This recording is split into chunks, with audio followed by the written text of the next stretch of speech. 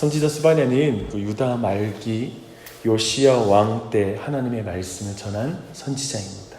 좀 더 정확하게 말하면 요시야 왕은 종교개혁을 행했는데요, 그 종교개혁이 행하여지기 전에 말씀을 선포한 것으로 보입니다.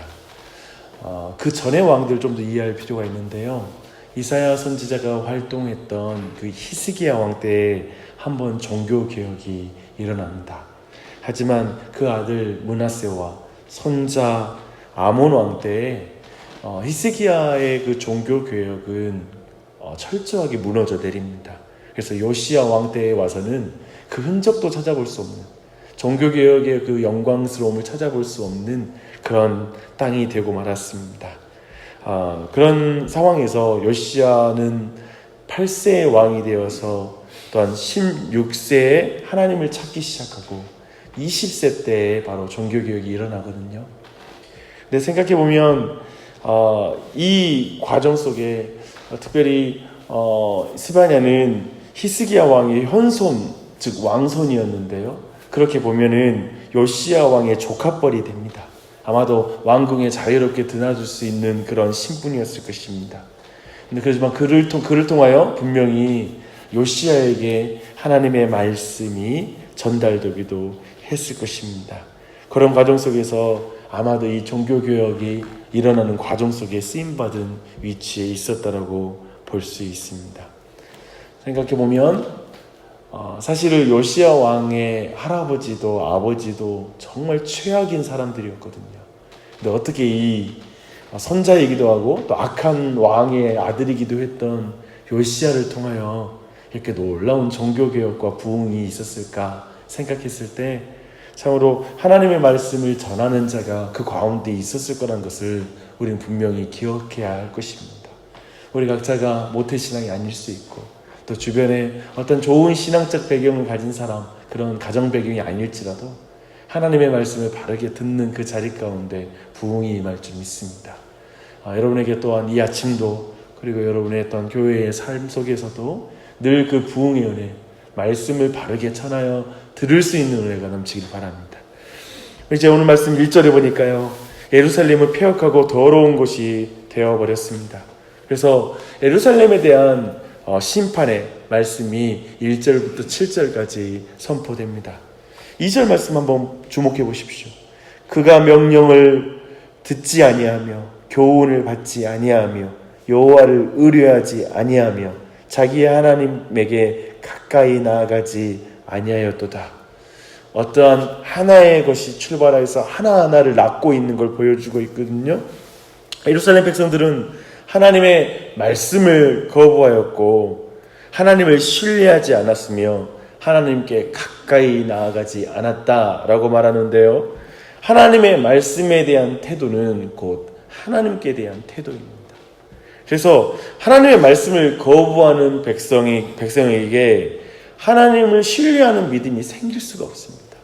오직 말씀으로 말미암아 믿음이 생기는 법인 것입니다. 그렇게 하나님을 신뢰하는 믿음이 없으면 결코 하나님을 의지하지 않습니다. 결코 기도하지 않습니다. 하나님의 말씀이 하나님의 백성의 심령 안에서 힘을 가지지 못한다면 하나님과의 관계는 다 무너지고 마는 것입니다. 저는 이 아침에 말씀을 듣는 이유는 뭐냐면, 사실 말씀을 들을 때 기도하는 믿음이 생깁니다. 그런 은혜가 있길 바랍니다. 이제 선지자 스바냐는 지도자들에 대한 책망을 선포하는데, 첫째로 정치적인 지도자들인 방백과 재판관들을 이제 3절에서 책망합니다. 이들은 사자와 이리처럼 포악하고 잔혹하게 자기 백성을 파괴하는 자들이었습니다. 또한 둘째로 종교 지도자들에 대한 책망이 이어지고 있습니다. 하나님과 사람 앞에 겸손하게 진리를 선포하는 게 바로 선지자요, 그리고 영적인 지도자들입니다. 하지만 그들이 경솔한 거예요. 그 말에는 거만하다, 교만하다라는 의미도 포함됩니다. 그래서 거짓이 많아서 믿을 수 없는 자가 돼버린 거예요. 늘 단위에서 말씀을 전하면 신뢰감이 있어야 되는데, 근데 신뢰감이 없는 존재가 된 것입니다. 거룩한 율법과 성소를 지켜야 될 제사장들은 도리어 성소를 더럽히고 또 율법을 범하는 데 앞장섰다라고 4절에서 말하고 있습니다. 그들은 하나님의 의로우심이 늘 나타나지만 그것에 괴념치 않는 사람들이에요.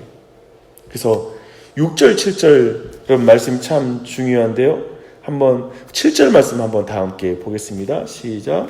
내가 이르기를 너는 오직 나를 경외하고 교훈을 받으라. 그리하면 내가 형벌을 내리기로 정하기는 하였지만 너희의 거처가 끊어지지 아니하리라 하였으나 그들이 부지런히 그들의 모든 행위를 더럽게 하였느니라. 그쵸? 하나님이 열국을 심판하심으로써 유다의 반면교사가 되기를 원하셨지만 유다는 거기에서 아무것도 배우지 않았다. 도리어 악을 행했을 뿐이다 라고 이렇게 말씀하고 있습니다. 그렇게 쭉 이어집니다. 이렇게 스바야는 이렇게 열국과 유다의 악에 대한 심판의 말씀과 함께 이제 8절부터 그들의 오만함이 추방되고 하나님만을 숭배하는 그 경배하는 겸손한 사람들이 될 거라는 예언의 말씀을 이제 또한 주십니다. 그래서 이 신실한 성도들에게 하나님께서는 선지자 스바냐를 통하여 하나님께서 정하시는 심판의 날까지 나를 기다리라고 이렇게 말씀하고 있습니다. 그 심판의 날에 하나님께서는 열국 중에서 신실한 그 사람들을 또한 회복하여 그들의 입술을 깨끗하게 만들고 그 깨끗한 입술로 여호와의 이름을 부르게 하겠다라고 9절에서 말하고 있습니다. 하나님은 또한 유다도 회복시킬 것이에요.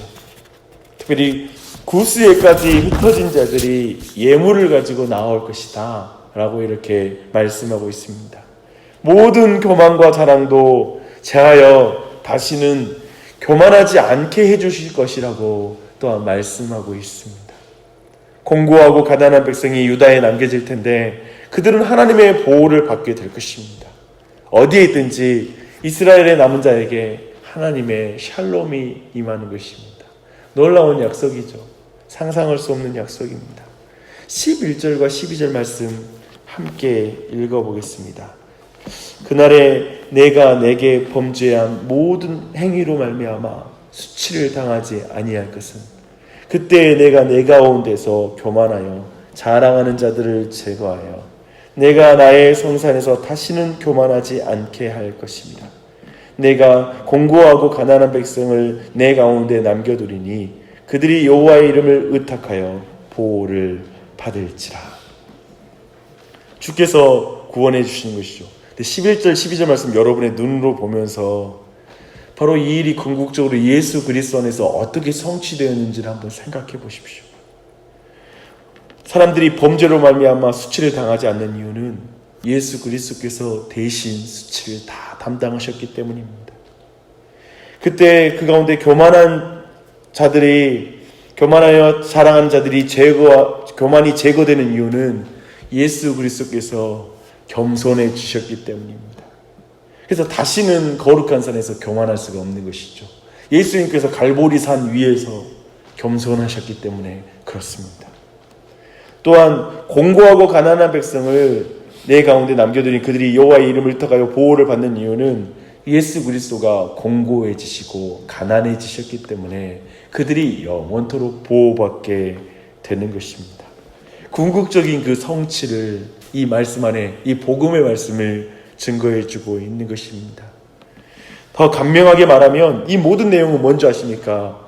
심판을 통해 정결케 되는 은혜가 임한다는 것입니다. 지금 심판 중에 이 은혜가 임하거든요. 심판의 과정이 사실은 참된 신자에겐 그들을 정화시키는 과정이 됩니다. 그리고 그리스도 안에서는 그리스도께 심판이 임함으로 우리가 그것을 믿음으로 말미암아 정결케 되는 것이죠. 모든 부정함이 떠나 깨끗하게 되는 것입니다. 그 은혜를 말씀하고 있습니다. 그러므로 14절 보니까요. 신실하게 남은 자들은 하나님을 찬양하지 않을 수가 없습니다. 그래서 하나님을 막 찬양합니다. 기뻐합니다. 하나님의 주권과 뜻을 알게 된 자들은 하나님의 심판 중에도 기뻐하고 그분을 찬송할 수 있습니다. 하나님께서 행하시는 모든 일이 선하십니다라고 심판 중에도 하나님을 경배할 수가 있는 것입니다. 하나님은 모든 죄를 사하셨고 원수를 몰아내셨으며 자기 백성을 직접 다스리심으로 다시는 화를 당하게 하지 않고 모든 두려움도 없을 것이라고 15절 16절에서 말씀하고 있습니다. 근데 아마도 이 모든 것 안에서 이렇게 하나님을 찬양하고 그리고 그 신실하심과 그분을 찬양하는 것은 가장 벅차오르게 또한 그 이유를 말하는 것은 17절 말씀일 것입니다. 참으로 가장 큰 소망과 위로의 말씀이죠. 함께 읽겠습니다. 너희 하나님 여호와가 너희 가운데 계시니 그는 구원을 베푸실 듣는 자이시니라. 그가 너로 말미암아 기쁨을 이기지 못하시며 너를 잠잠히 사랑하시며 너로 말미암아 즐거이 부르며 기뻐하시리라 하리라. 그치요? 너의 가운데 계신 분이 누구십니까? 임마누엘 하나님이시죠. 그 임마누엘 하나님, 그분이 얼마나 그 백성을 사랑하시는지 말씀하고 있습니다. 그는 자기의 사랑하는 백성들 가운데 임하시는 분이시죠. 그는 무능한 분이 아니라 승리와 구원을 베푸실 전능자이시죠. 네, 그 승리와 구원의 은혜는 마치 패배자의 모습처럼 십자가에 의해 달려 죽음을 통하여 죄와 사망을 향한 진정한 승리를 베푸신 주님이십니다. 그렇게 그 사랑을 드러내셨습니다. 하나님께서 얼마나 자기 백성을 사랑하시는지 그 백성으로 인하여 기쁨을 이기지 못하여 하신다라고 말씀하고 있습니다. 이사야 53장은 근본적으로 그 고난당하시는 예수 그리스도의 모습을 그리면서 그가 맺게 될 열매를 바라보며 기뻐하셨다라고 말씀하고 있습니다. 참으로 그리스도는 십자가 위에 고난당함 속에 궁극적으로 결국 맺어질 열매를 보시면서 기뻐하며 그 기쁨을 이기지 못하신 분이신 것을 믿으십시오. 그리고 잠잠히 사랑하십니다. 그런데요, 계속 잠잠히만 사랑하시는 게 아니에요. 이내 하나님께서는 즐거이 노래하시며 기뻐하십니다. 이것이 스바냐 선지자가 그려주는 하나님의 모습입니다.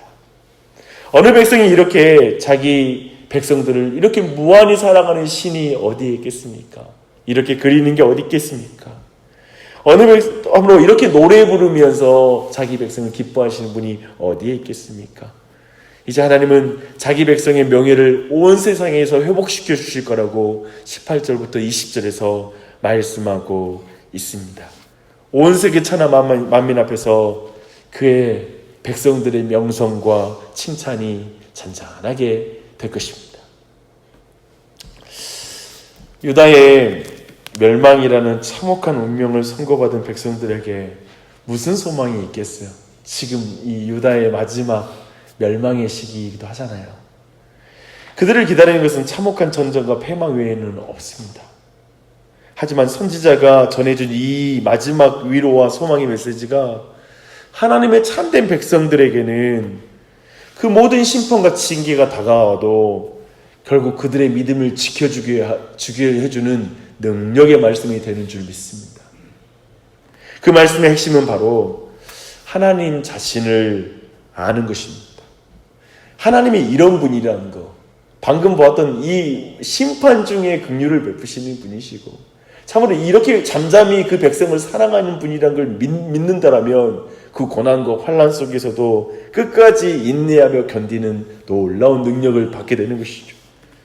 하나님이 어떤 분이신지, 얼마나 그들을 사랑하는지를 스바냐는 생생하게 묘사함으로 그의 백성들에게 힘과 용기, 소망을 줍니다. 오늘 이 아침에도 여러분이 이 말씀이 용기가 되길 바랍니다. 소망이 되는 말씀이 되기를 바랍니다.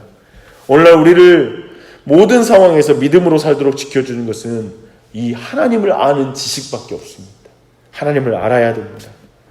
스바냐 선지자가 알았고 전해줬던 그 말씀을 바르게 한다면 어떤 상황과 어떤 순간에도 믿음을 지키며 살아갈 수 있을 것입니다. 하나님을 아는 것이 우리의 소망이고 이 시대의 모든 교회의 소망이고 우리 가정의 소망이고 세상의 소망인 줄 믿습니다.